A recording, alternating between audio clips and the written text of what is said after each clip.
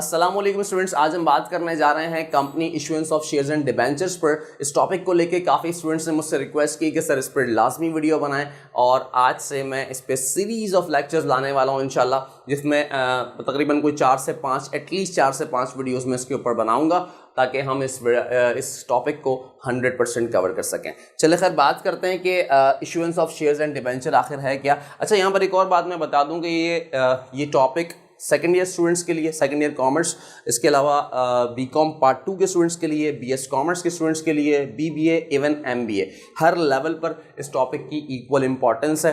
तो जो भी कॉमर्स के स्टूडेंट्स हैं उन्हें ये टॉपिक लाजमी आना चाहिए। खैर देखिए, यहाँ पे 2 टर्म्स है आपके पास। नंबर 1 है शेयर्स और दूसरा है डिबेंचर्स। आखिर शेयर्स क्या हैं और डिबेंचर्स क्या हैं ये मैं आपको समझाता हूँ।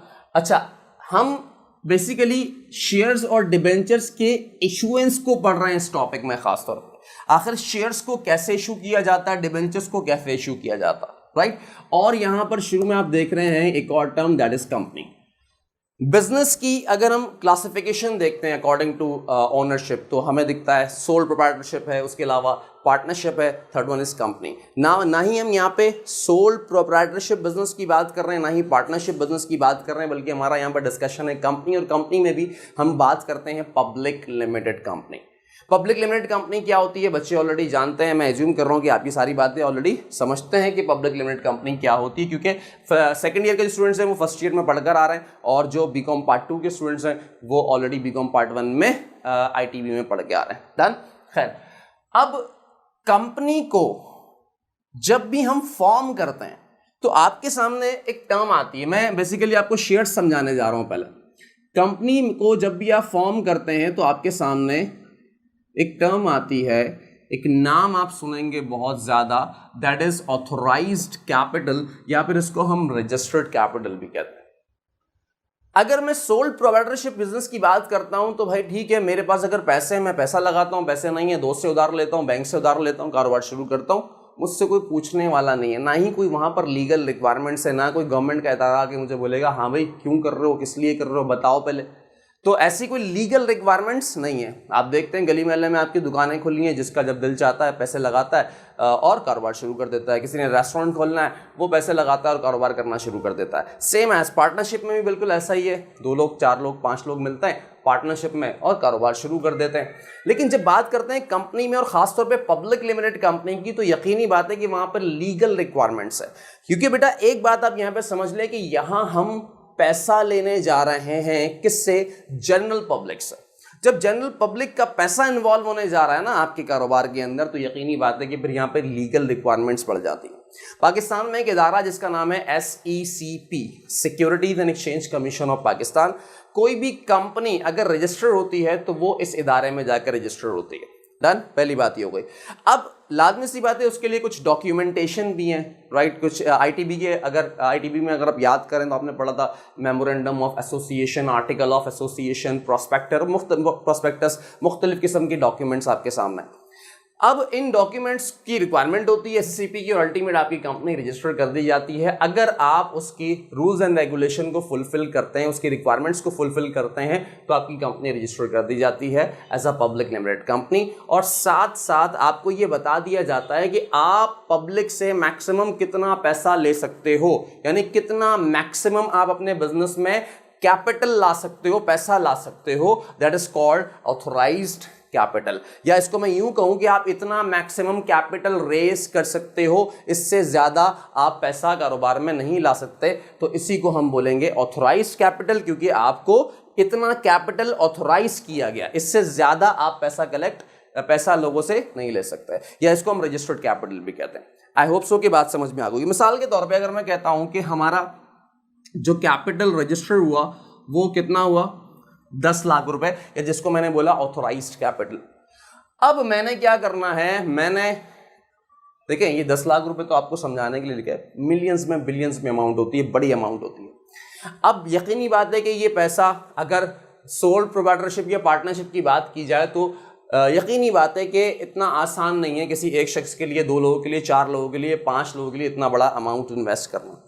फिर हम क्या करते हैं, हम इसको, इस इतने बड़े कैपिटल को, देखिए मैंने तो मिसाल के लिए 10 लाख रुपए लिखा है, लेकिन मैं फिर कह रहा हूं बड़ा अमाउंट होता है। तो बड़े कैपिटल को लाजमी सी बात है हम क्या करते हैं, छोटे छोटे पार्ट्स में डिवाइड कर देते हैं, राइट। वो जो छोटे पार्ट्स में डिवाइड किया जाता है, हर एक हिस्सा इज कॉल्ड शेयर, राइट। जो हम उसको जितने पार्ट्स में हमने डिवाइड करना है उतने पार्ट्स क्या कहलाएंगे, वो उसके शेयर्स कहलाएंगे। अब इसका तरीका क्या होता है, यहां पर की जाती है एक प्राइस सेट, और उस प्राइस को, उस शेयर की उस प्राइस को हम कहते हैं पार वैल्यू। मिसाल के तौर पे अगर मैंने उसकी पार वैल्यू सेट की है कितनी, 10 रुपए, तो अगर मैं इस 10 लाख रुपए को डिवाइड करता हूं 10 रुपए पर, तो आपके पास इसका जो आंसर आता है वो आता है 1 लाख। सर इस 1 लाख को क्या बोलेंगे, यस यही तो है, इसी को तो हम नाम देंगे 1 लाख शेयर्स।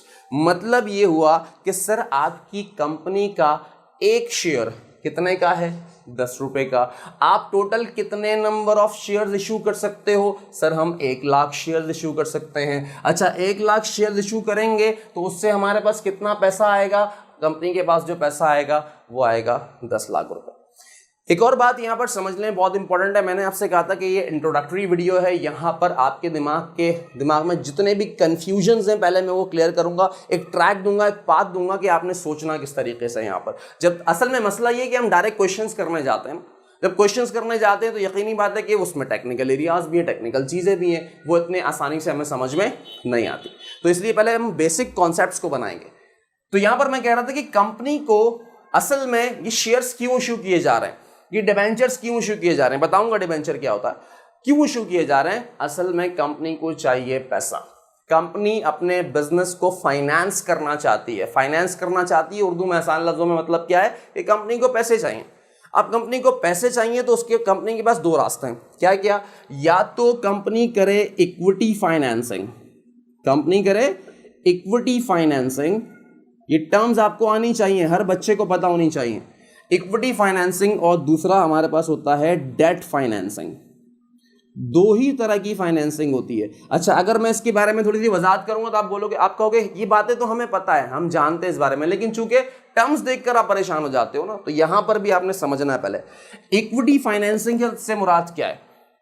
देखें इक्विटी फाइनेंसिंग से मुराद ये है कि जो ओनर्स पैसा लगाते हैं कारोबार के अंदर, तो उसे हम क्या बोलते हैं, उसे हम बोलते हैं इक्विटी। और यहां पर जो ओनर्स होते हैं उन्हें हम नाम देते हैं बेटा किस चीज का, किसका नाम देते हैं, उन्हें हम कहते हैं शेयर होल्डर्स। मतलब जो लोग हमारी कंपनी के ये शेयर्स खरीदेंगे वो हमारी कंपनी के कहलाएंगे शेयर होल्डर्स, और उन्होंने जो हमें पैसा दिया होगा कंपनी को वो कहलाएगी हमारी इक्विटी फाइनेंसिंग, मतलब वो आपके बिजनेस की इक्विटी कहलाएगी। इसी तरीके से ये जो डिबेंचर्स होते हैं, ये डिबेंचर बेसिकली इसका ताल्लुक है किससे, डेट फाइनेंसिंग से। मतलब कि कंपनी, देखिए मार्केट में इन्वेस्टर्स हैं, बहुत सारे लोग हैं कि भाई हमें किसी कंपनी के शेयर्स खरीदने हैं या हमें किसी कंपनी के डिबेंचर्स खरीदने हैं, मतलब हम अपने कारोबार हम अपना पैसा लगाना चाहते हैं। अब वो पैसा लगा रहे हैं तो आखिर वो इन्वेस्टर्स हैं ना, वो इन्वेस्टर्स क्यों पैसा लगा रहे हैं, उन्हें उसके बदले चाहिए रिटर्न। तो इसी तरह से जब हम शेयर्स इशू करते हैं तो शेयर्स के अगेंस्ट में हम तमाम के तमाम शेयर होल्डर्स को सालाना क्या दे रहे होते हैं बेटा, उसे बोलते हैं डिविडेंड। तो वो उसका रिटर्न कहलाता है। या वो चाहे तो अपने शेयर्स को मार्केट में स्टॉक एक्सचेंज में बेच के उस पर भी प्रॉफिट्स वगैरह कमा सकता है। लेकिन जब हम बात करते हैं डेट फाइनेंसिंग, मतलब मैं बात करूं डिबेंचर्स की, तो डिबेंचर्स जब इशू करेंगे तो कंपनी के पास पैसा आएगा, लेकिन इसका पैसा company is liable to repay. Company ने ये पैसा डिबेंचर होल्डर्स का जो पैसा है उसे वापस करना। अभी तो ऊपर से बातें समझा रहा हूं और काफी डिटेल है इसकी, इसके डिफरेंसेस को भी अंडरस्टैंड करेंगे।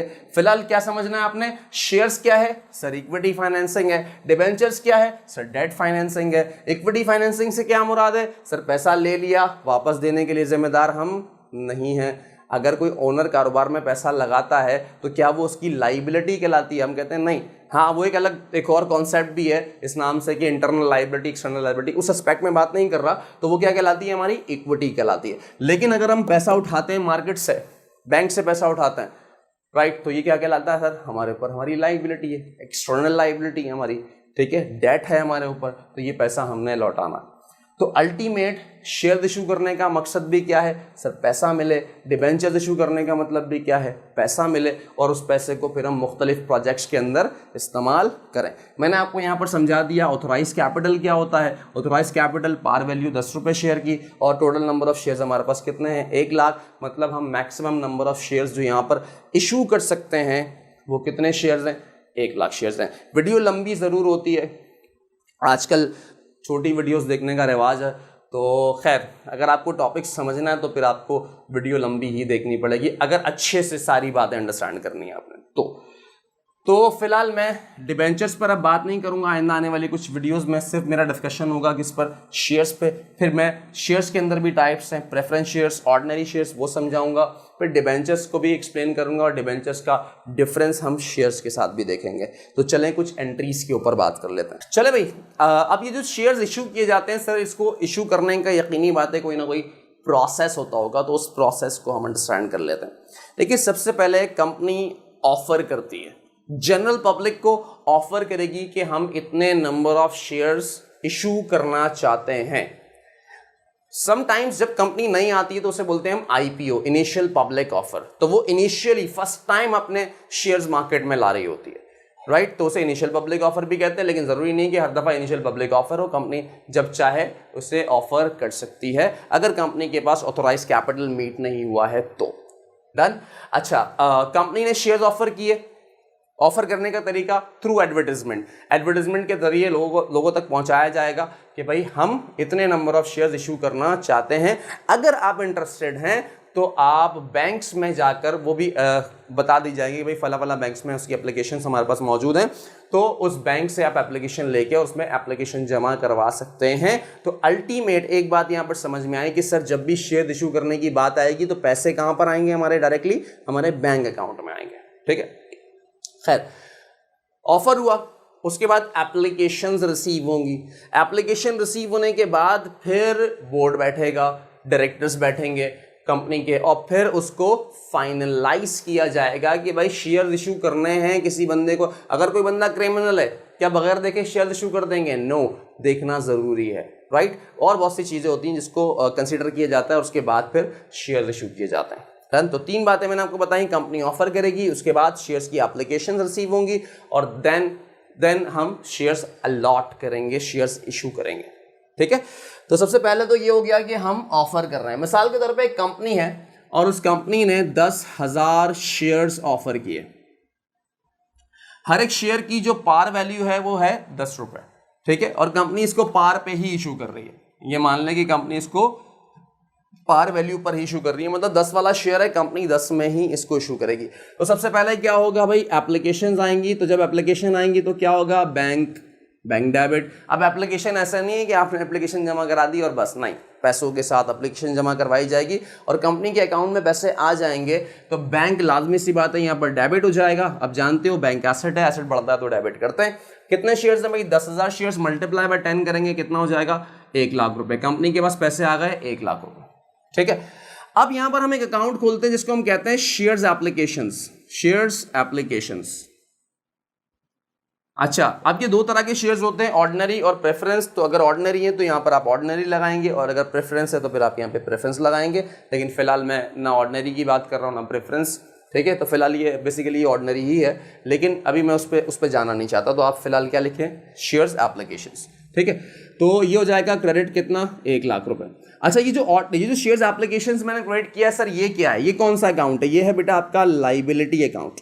लाइबिलिटी अकाउंट मतलब क्यों लाइबिलिटी? सर पैसा ले लिया, जिस काम के लिए पैसा लिया वो काम अभी करके नहीं दिया। जिस चीज़ के लिए पैसा लिया है, क्या हमने शेयर्स अलॉट कर दिए अभी? नो सर, अभी शेयर अलॉट नहीं हुए। उसको अलॉट करने में भी अभी वक्त लगेगा, 10 दिन, 12 दिन, 15 दिन, जितना भी टाइम लगेगा। तो जब शेयर्स अलॉट कर देंगे तो हम इस लाइबिलिटी अकाउंट को फिर खत्म कर देंगे। तो दूसरा स्टेप क्या होगा हमारे पास? सेकंड स्टेप होगा कि हम इस लाइबिलिटी को खत्म करेंगे, क्योंकि अब हम शेयर्स अलॉट करने जा रहे हैं।